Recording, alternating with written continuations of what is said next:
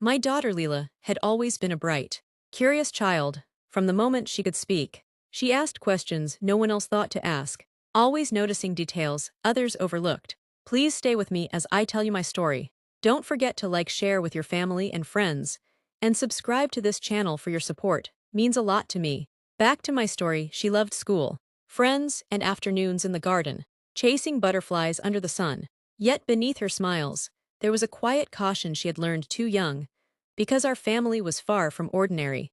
Her early years had been filled with the kind of discipline that was meant to shape her, but often left her anxious. My parents had a strict sense of control, believing they knew what was best for everyone. I had argued with them for years, tried to shield Leela from unnecessary harshness, but even I sometimes underestimated how far they could go. That morning, I decided to visit my parents' house unannounced. I hadn't seen them in weeks, and something in my gut told me to check in on Leela. I remembered her laughter, her mischievous pranks, the way she would hide behind my legs when she was shy. I wanted to see that little girl again, untouched by fear. But the house greeted me differently this time. Silence, the kind of silence that made my chest tighten and my stomach knot. As I called her name, my heart froze. There it was, a small, muffled whimper. I ran down the hallway, each step echoing in the quiet house, until I reached her bedroom door. Locked, panic surged through me. Why would my daughter be locked in her own room? My knuckles rapped against the wood. The sobs grew louder, more desperate, and I realized this wasn't just a punishment. It was something far darker. I had to act fast. My hands shook as I forced the door open, and there she was, my daughter, huddled on the floor, hungry, frightened, and alone. Leela's tear-streaked face looked up at me, eyes wide with a mixture of fear and relief. My heart broke. "Mommy," she whispered, crawling into my arms. Her small body trembled, and I held her tightly, feeling her tiny frame shake with every sob. Why are you locked in here?" I demanded, my voice rising. She tried to explain, but the words came out in stutters. Her lips quivered as she whispered about being told she needed to stay put, and that it was for her own good. My anger flared instantly. This wasn't discipline, it was cruelty. I glanced around the room. The floor was littered with crumbs. A small empty plate pushed to the side. Her water bottle was nearly empty. The lock on the door looked ordinary, but now it symbolized months, maybe years of control, manipulation, and fear. I felt a cold rage building inside me. I called my parents immediately, demanding answers. Their voices were calm, unnervingly so, as they brushed off my concerns. "She's fine," my mother said. "Just a little scared, you're overreacting." But I could hear the subtle hesitation, the crack in their tone that revealed they weren't telling the truth. Leela whispered in my ear, her voice shaking. "Mom, I tried to tell you, but they said I'd get in trouble if I said anything." My stomach churned. How long had this been going on? How many times had she gone hungry, locked away, terrified of her own grandparents? I made a silent vow then and there. I would uncover the truth, no matter how dark or twisted. My daughter's safety was non-negotiable. And deep down, I feared that what I was about to discover would shock me far more than the locked door ever could. I couldn't tear my eyes away from Leela, her small frame huddled on the floor, tears still streaming down her cheeks. I felt a mix of rage, fear, and disbelief. How could my own parents, people I trusted, treat my daughter like a criminal? I began searching the room, hoping to find some explanation, some clue that would make this nightmare make sense. What I found instead only fueled my anger. Empty snack wrappers hidden under the bed, a half-empty water bottle, and her favorite blanket shoved into a corner. Damp and crumpled, it wasn't a mistake. This was deliberate. Leela whispered shakily. "Mom, they said if I asked for food, I'd get punished. They said I was being greedy." My heart pounded. My parents' control had crossed every line imaginable.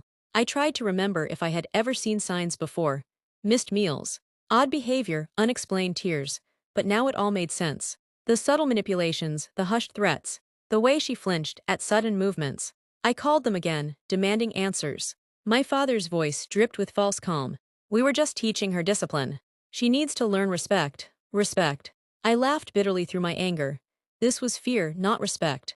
I hugged Leela tightly, whispering over and over that I was there now and she was safe. But my mind raced. How long had this been happening? How much had they manipulated her, and for what reason? Suddenly, a flicker of movement caught my eye. A small notebook tucked under her pillow. I picked it up, flipping through pages filled with tiny handwriting, detailing every instance of being locked in, punished, or denied basic care. The evidence was there, written in her own words. My blood ran cold. This wasn't just cruelty, it was premeditated, calculated, and ongoing. And at that moment, I realized the battle wasn't just about freeing Leela. It was about exposing my parents' dark secrets before anyone else could become their next victim. With Leela clinging to me, I stormed into the living room. My parents were sitting there, as if nothing had happened, sipping tea, their calm expressions infuriating me. I could feel my hands trembling with anger, my voice barely controlled. "What did you do to her?" I demanded, pointing toward the locked room. My parents exchanged nervous glances, a flicker of guilt passing through their eyes before being masked by defensiveness. "She needed discipline," my mother said softly, her tone almost eerily calm. "You're overreacting."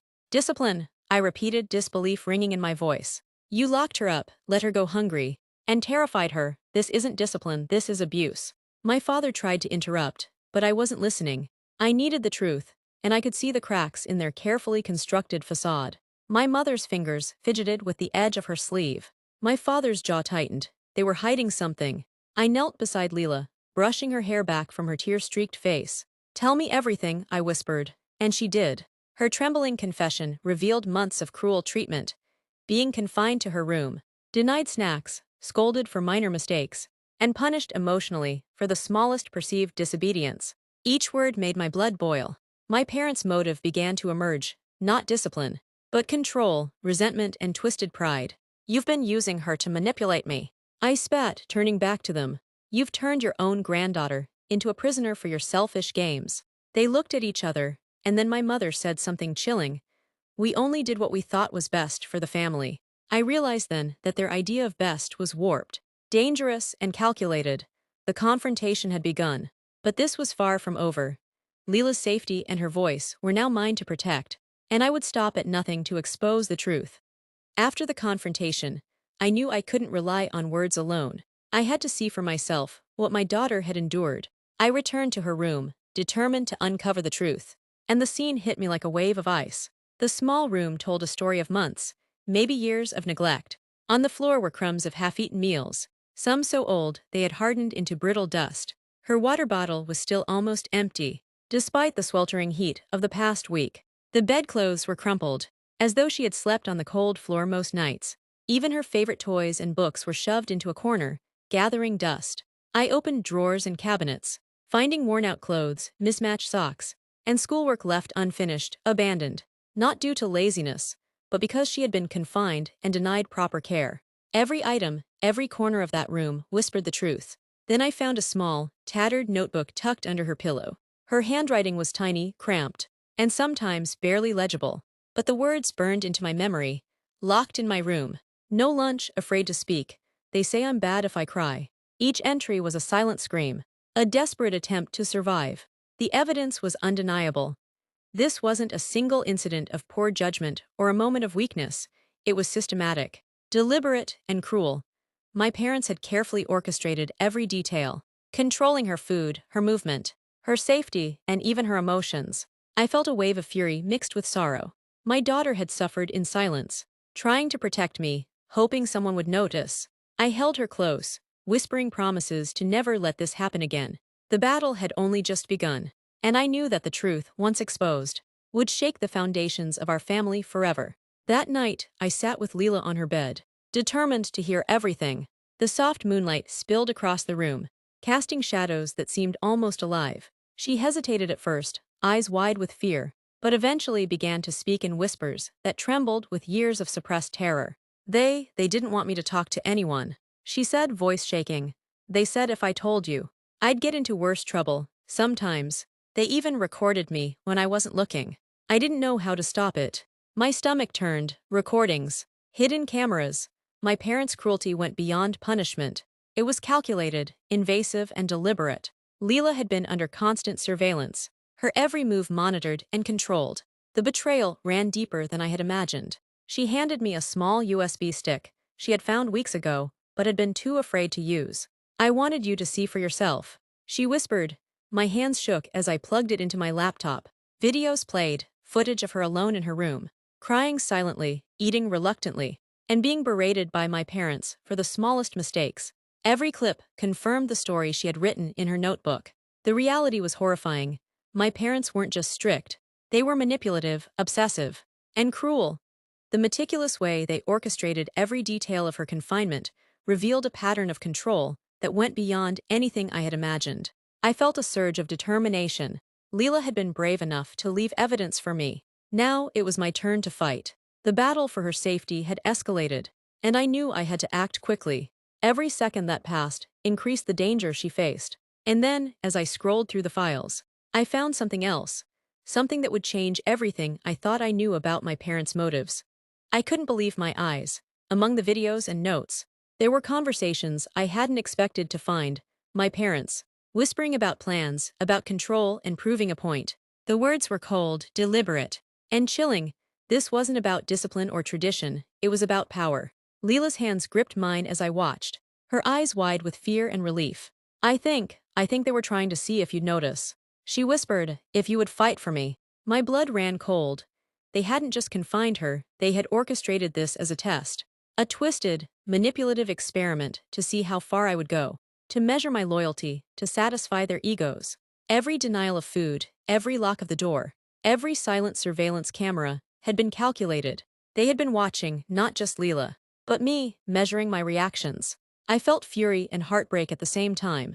How could parents be so cruel, so meticulous, just to see who would bend to their will? And yet beneath the anger there was something else, a spark of clarity. Now that I knew their motive, I could anticipate their next move. I could take back the power they had stolen. We spent hours reviewing the files, piecing together the timeline of their control. Every cruel action, every calculated step. The pattern was undeniable, but it also revealed weaknesses in their plan, gaps they hadn't anticipated, loopholes they hadn't secured. I realized something vital. They thought they could control us, but in reality, their obsession had left traces, evidence, and vulnerabilities. The key to ending this nightmare was no longer just freeing Leela.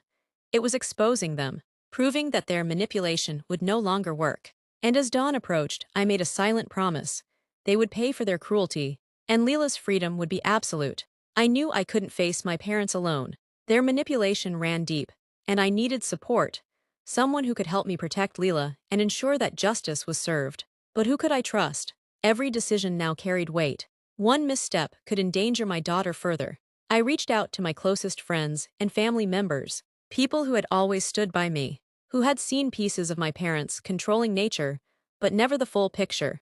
I shared with them the notebook, the USB stick, and the stories Leela had told me. Their reactions ranged from shock to outrage, but most importantly, they believed me. Next, I contacted a legal advisor I trusted. Explaining the situation, I realized the law could help me create boundaries, impose restrictions, and even hold my parents accountable for neglect and abuse.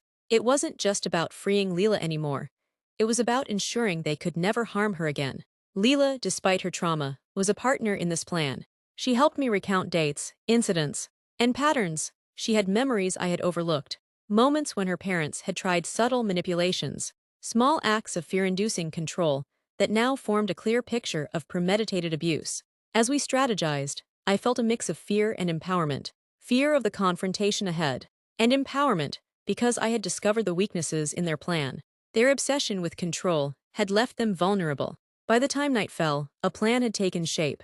I would confront my parents with evidence, allies at my side, legal backing, and Leela safely in my care.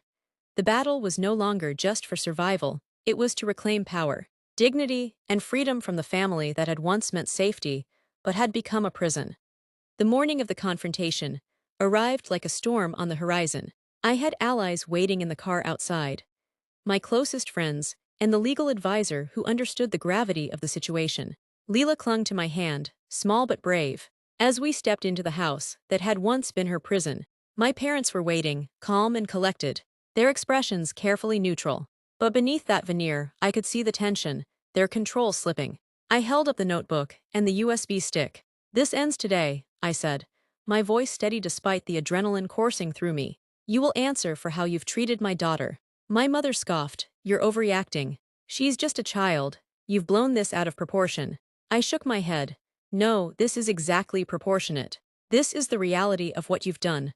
Locking her in, denying her food, monitoring her, manipulating both of us, and now everyone knows." I pressed play on the laptop, showing them the footage. the handwritten notes, and the patterns of abuse. The room went silent. My father's face paled. My mother's eyes flickered with panic. They realized their power had crumbled. I trusted you, I said quietly, tears threatening. And you betrayed that trust in the worst possible way. Leela stepped forward, her small voice strong. I want to be safe. I want mommy to protect me. No more secrets. With witnesses and legal backing present, the finality of their exposure hit them. Their carefully constructed control shattered. And I knew they could no longer manipulate us. The confrontation wasn't just about anger.